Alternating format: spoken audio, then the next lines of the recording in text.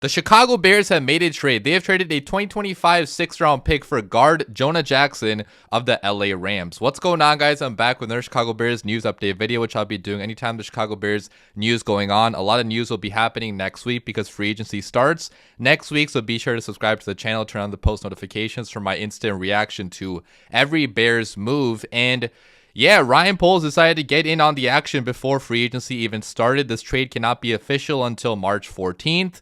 When the new league year begins. But if he passes the physical, which hopefully he does, we've seen previous Ryan Poles signings not pass their physical, like Larry Ogunjobi in 2022.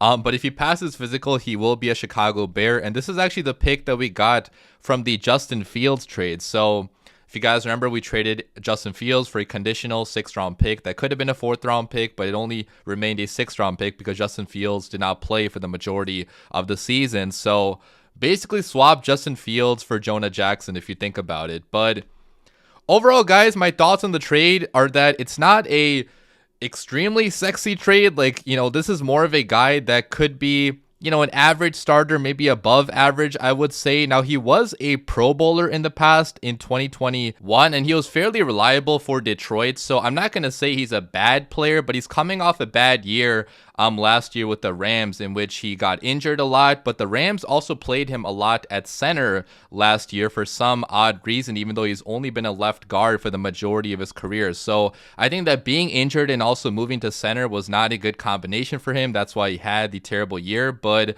playing under Ben Johnson before in Detroit, he was a pretty solid starter. Again, he's not like an elite top level starter, I would say. So that's why I'm saying it's not like a very sexy move. But hey guys, if you get average level or like above average level players on the offensive line, that's still better than what we've had for the majority of the last couple years, right? Like we've had bottom of the barrel players on the offensive line. So my initial thoughts are that it's a decent move. We're taking on his contract too, though, keep in mind. And his contract cap hit for this year is going to be $11.83 million. And it's going to be $11.83 million in 2026 as well. But there's no more guaranteed money remaining after this year. So the Bears can cut him after this year with no dead cap hit in 2026 if they want to. But this year, there's going to be about an $11.8 million cap hit, which is not that high, guys. I mean, guards get paid a lot of money in today's NFL. So like the top guards, they're going to make 20, 21, 22 million per year. So Jonah Jackson is being compensated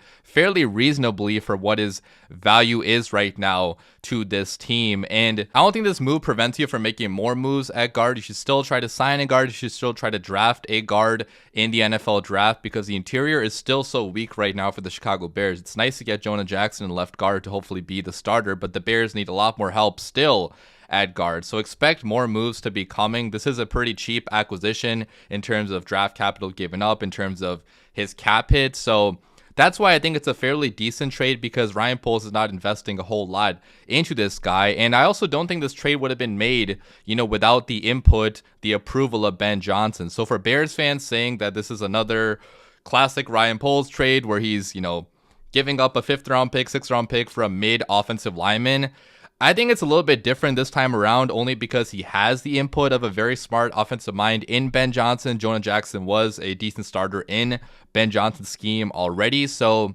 that's why I'm willing to give this move a little bit more praise than I would otherwise. But obviously, I'm still not going to go too crazy, okay? This is not some superstar player that's going to transform our offensive line, but hopefully he could be at least a decent player for the Chicago Bears. But let me talk more about what he has been, so far in the NFL and go over his playing history up to this point. So Jonah Jackson is 6'4", weighs 315 pounds. He's 28 years old. He's been playing in the NFL since 2020, where he was a 3rd-round pick by the Lions that year. And if you look at his PFF grades, he's played mostly at left guard throughout his career, but in 2024 the Rams had him playing center, right guard, and left guard because of injuries. So his grade was not the best, but still overall, 67.5, pretty above average. If you go to 2023, pass blocking above average. If you go to 2022, overall grade 66, good run blocker. And then 2021, you can see it was a pretty good year for him. This is when he made the Pro Bowl and had a pretty solid season overall.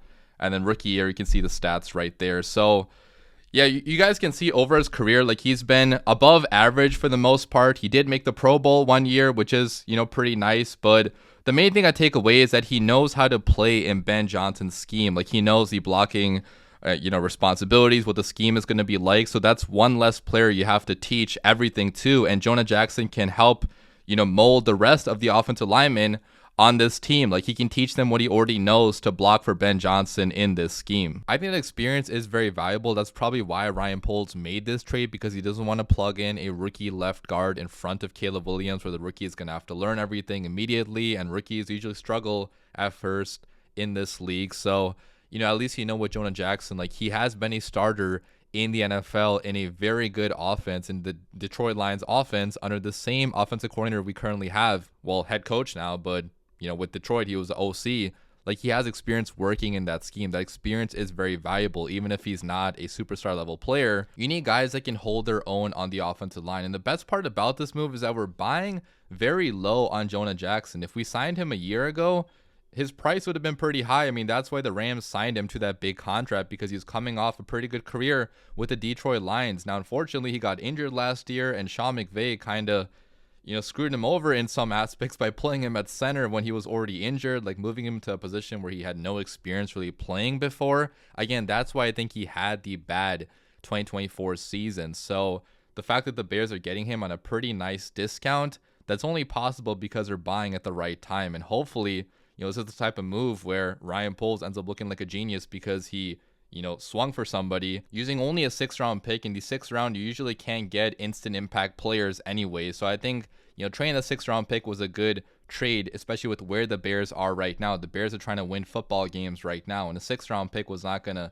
net you any return probably for a few years at the very least. And the Bears already have a bunch of premium picks in the first couple rounds this year, so you could afford to give away a 6th rounder like this. So, but yeah, let me know what you guys think about this trade in the comments down below. At first, I was kind of not liking it because, you look at what he was last year. He was injured last year. He was pretty bad last year. But if you look at the context behind that, the fact that he was having to play all over the offensive line at positions he had never played before, how the injuries really affected him, if he can get back to his 2023 form and, before that, when he was playing under Ben Johnson, this could be a pretty solid trade by Ryan Poles to only trade his 6th round pick for hopefully a pretty decent starting level guard.